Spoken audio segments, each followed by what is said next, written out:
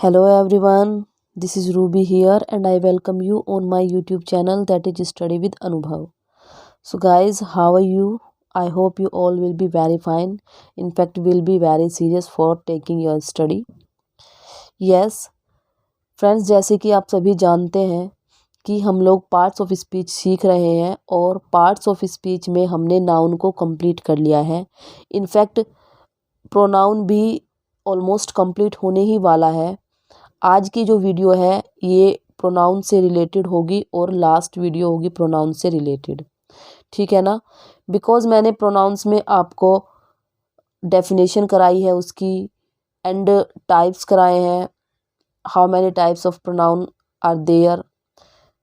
10 types होते हैं. सो 7 मैंने आप लोगों को कंप्लीट करा दिए थे कल तक की वीडियो में. एंड आज जो हम करने जा रहे हैं वो है एम्फेटिक प्रोनाउन. मीन टू से द नंबर ऑफ 8. ये 8वां टाइप है आपके प्रोनाउन का जिसको हम एम्फेटिक प्रोनाउन कहते हैं. So what is emphatic pronoun ये देख लेंगे. अब एम्फेटिक प्रोनाउन जिन प्रोनाउन का प्रयोग जोर डालने के लिए मीन्स एम्फेसाइज करने के लिए किसको, सब्जेक्ट को प्रयोग होता है वे एम्फेटिक प्रोनाउन कहलाते हैं. अब मैंने आपको प्रीवियस वीडियो में एक बात बताई थी कि reflexive pronoun and emphatic pronoun दोनों ही स्ट्रक्चरली सेम होते हैं. Himself, yourself and ourself, herself, yourselves, themselves, ये सभी आपको रिफ्लेक्सिव प्रोनाउन में भी देखने को मिलेंगे. यही रिफ्लेक्सिव प्रोनाउन होते हैं एंड यही एम्फेटिक प्रोनाउन होते हैं. बट अगर हम एम्फेटिक प्रोनाउन की बात करें तो ये सब्जेक्ट को मतलब प्रेशराइज करता है, जोर डालता है सब्जेक्ट पर. लेकिन रिफ्लेक्सिव प्रोनाउन में ऐसा कुछ भी नहीं है. रिफ्लेक्सिव प्रोनाउन प्रभाव दिखाता है किस पर, सब्जेक्ट पर. ठीक है. और एक बात, रिफ्लेक्सिव प्रोनाउन जो होता है वो आपका वर्ब के बाद आता है एंड ये जो एम्फेटिक प्रोनाउन होता है ये जस्ट आफ्टर सब्जेक्ट आता है. सो क्लियर हुई ना ये बात. एम्फेटिक प्रोनाउन और रिफ्लेक्सिव प्रोनाउन में आप लोगों ने अब कंफ्यूज नहीं होना है. ठीक है ना. अगर हम रिफ्लेक्सिव प्रोनाउन की बात करें, ये एग्जांपल मैं रिलेट करूँ रिफ्लेक्सिव प्रोनाउन से.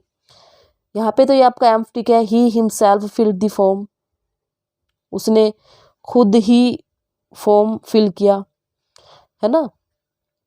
लेकिन अगर मैं इसको रिफ्लेक्सिव बनाऊं तो ये क्या बनेगा, ही फिल्ड हिमसेल्फ द फॉर्म. ठीक है. सो बस इतना सा डिफरेंस है. यहाँ पे हिमसेल्फ जो है आपका एम्फेटिक प्रोनाउन है एंड यहाँ पे योरसेल्फ जो है आपका एम्फेटिक प्रोनाउन है.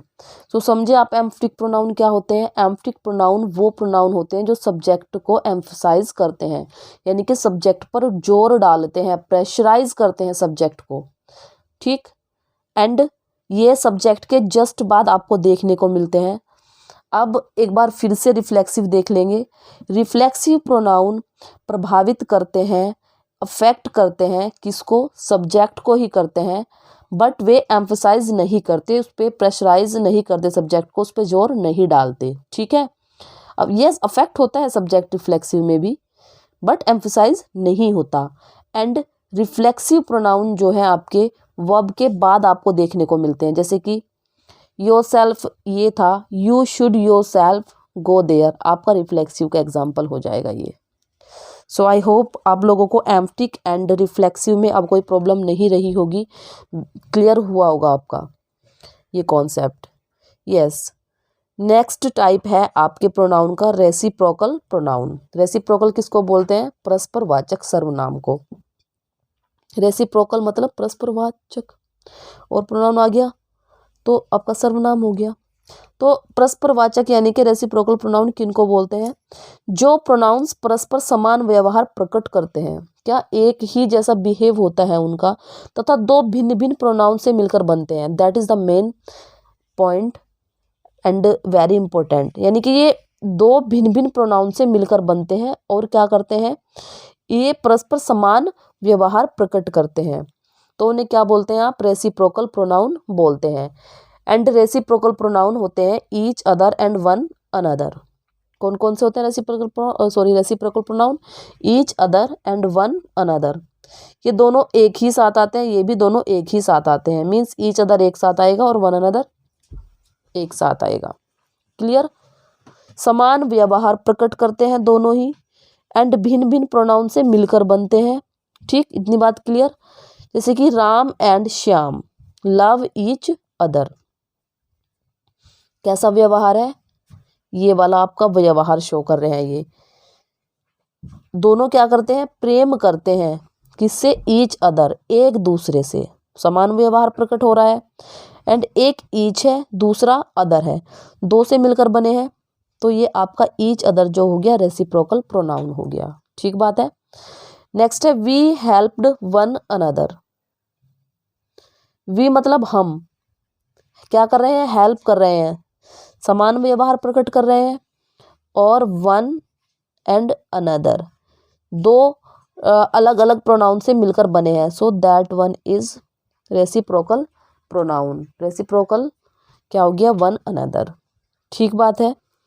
एंड एक और इम्पोर्टेंट बात मैं आप लोगों को बता देना चाहती हूँ, ईच अदर हम यूज़ करते हैं ओनली 2 पर्सन के लिए। जैसे कि राम एंड श्याम दो है ना, तो ईच अदर आएगा। यहाँ पे वन अनदर अगर है तो समझ लेना गलत है। ठीक बात है। एरर डिटेक्शन में कभी कभी पूछ लिया जाता है ये। नेक्स्ट है वी हेल्प्ड। वी मतलब हम बहुत सारे हैं।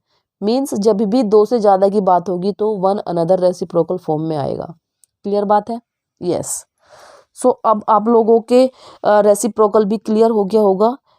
And last one is exclamatory pronoun, यानी कि विस्मयबोधक सर्वनाम।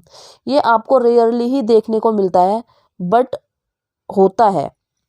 सो मैंने सोचा आपको हर एक वो छोटी से छोटी बात में बताऊं जो भी इम्पोर्टेंट है और मोस्ट ऑफ पीपल आप लोगों को नहीं बताते। ठीक है ना? सो विस्मयबोधक सर्वनाम का मतलब क्या हुआ? देखिए, कभी कभी व्हाट का प्रयोग प्रश्न पूछने के स्थान पर विस्मय यानी कि आश्चर्य प्रकट करने के लिए भी होता है। वैसे तो आप लोगों को पता ही व्हाट मतलब क्या, ये क्वेश्चन वर्ड है, सो इसे क्वेश्चन ही आप पुटअप करते हैं। लेकिन समटाइम्स ऐसा होता है कि ये आश्चर्य प्रकट करने के लिए भी प्रयोग किया जाता है। उस समय यह एक्सक्लेमेटरी प्रोनाउन कहलाता है। ठीक है ना? Example, what he is a criminal. आपको पता नहीं कि वह एक क्रिमिनल है, जैसे ही आपको पता चलता है आपको शौक लगता है, जैसे मतलब आप आश्चर्य में आ जाते तुरंत। व्हाट, क्या? वह एक क्रिमिनल है। ठीक है। नेक्स्ट है what he did not go there. आपने सपोज दैट आपने अपने भाई को भेजा है कहीं, लेकिन आप लोगों को आपको पता चला कि वो वहाँ पे पहुँचा ही नहीं, है ना? तो आपको आश्चर्य हुआ, मतलब उसको जाना चाहिए था लेकिन वो नहीं गया, तो बहुत ही ज़्यादा सरप्राइज हुए आप इस बात को। क्या? What he did not go there. Yes. So what यहाँ पे आपका एक्सक्लेमेटरी प्रोनाउन की तरह यूज़ हुआ है। ठीक, और एक्सक्लेमेशन मार्क से ही आप लोग जान रहे होंगे कि that is exclamatory, and pronoun कर रहे हैं हम तो एक्सक्लेमेटरी प्रोनाउन। सो आप लोगों को आई होप ये भी क्लियर हो गया होगा। तो इस तरीके से मैंने आपको 10 के 10 काइंड्स प्रोनाउन से रिलेटेड जो थे वो करा दिए हैं। मीन टू से प्रोनाउन के आपके 10 काइंड्स होते हैं जो मैंने आपको 1 बाय 1 बेसिक टू एडवांस कराया है।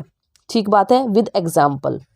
सो अब मैंने सोचा कल मैं आप लोगों के लिए एक एक्सरसाइज बेस्ड ही वीडियो लेके आई थी। सो अब ये 3 ही प्रोनाउन मेरे पास कराने के लिए थे इसमें, बिकॉज 7 मैं ऑलरेडी आपको करा चुकी थी, और मैंने सोचा फिर ये 3 रह जाएंगे हमारे, इसकी एक्सरसाइज नहीं हो पाएगी आप लोगों की। तो अब हम एक्सरसाइज देखते हैं, इससे आप लोगों को ये और भी क्लियर हो जाएंगे। ठीक है।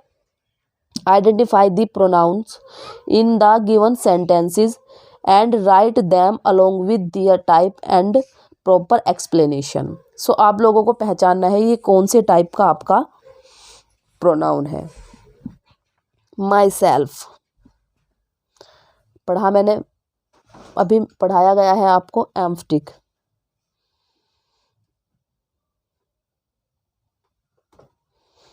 एम्फटिक प्रोनाउन। ठीक है। और आई का तो आपको पता ही है, आई है आपका पर्सनल प्रोनाउन। मैं सिर्फ मेन लिखूंगी यहाँ पे। Two friends love each other. देखो मैंने बताया था ईच अदर जब भी यूज़ होगा तो आपका टू की बात होगी। यहाँ पे फ्रेंड्स होता अगर तो आपको पता नहीं था 2 थे 3 थे, बट यहाँ पे 2 शो कर रहा है, ये मतलब 2 दे दिया तो ये क्या है, ईच अदर। ठीक बात है, 2 के लिए ईच अदर का यूज होता है। सो ईच अदर क्या है, reciprocal, reciprocal pronoun. And next है व्हाट शी इज अ डम। सो आप लोगों को यकीन नहीं हुआ कि ऐसा है, वह एक डम है, तो व्हाट मतलब आश्चर्यचकित होगी ये। सो आपका ये एक्सक्लेमेटरी, CLAMTORY, एक्सक्लेमेटरी प्रोनाउन क्या है, what. You your self can make it. Your self यहाँ पर फिर से एम्फटिक है, EMPHATIC, एम्फटिक प्रोनाउन। और इस बार मैं आप लोगों को आपका स्कोर बताने के लिए बिल्कुल भी नहीं कहने वाली, क्योंकि आप लोग ना बिल्कुल मुझे मतलब कमेंट में नहीं बताते हैं। So what is the benefit to say like that. कोई भी फ़ायदा नहीं है आप लोगों को ऐसा कहने का। और यू आपका पर्सनल प्रोनाउन है, सेकंड पर्सन में आता है, एंड आई भी पर्सनल प्रोनाउन है और फर्स्ट पर्सन में ही ये आता है। ठीक बात है ना, यस। अब हम नेक्स्ट देखेंगे। नेक्स्ट है people love one another. People यानी कि बहुत सारे लोगों की बात हो रही है। बहुत सारे भी क्या मतलब 2 से ज़्यादा है, 2 से ज़्यादा जब भी होंगे तो वन अनदर आ जाएगा। और ये क्या है, रेसिप्रोकल, PROCAL, रेसिप्रोकल प्रोनाउन। ठीक बात है। What she wasted the milk. क्या लगा आपको, क्या कोई मिल्क वेस्ट कर सकता है, उसने किया। आपको ऐसा सुन के बड़ा आश्चर्य हुआ, सरप्राइज। सो आपने क्या, what she wasted the milk. So what यहाँ पे क्या है आपका एक्सक्लेमेटरी, EXCLAMATORY, एक्सक्लेमेटरी प्रोनाउन है। ठीक है ना। 7 है we ourselves are responsible for this. Ourself जो है यहाँ पे आपका कौन सा प्रोनाउन है, emphatic, EMPHATIC, emphatic pronoun. Clear बात है। वी वैसे आपको पता ही है फर्स्ट पर्सन में आता है, और कौन सा है ये, पर्सनल प्रोनाउन है। I can't see a point why people hate one another. One another आपका फिर से रेसिप्रोकल,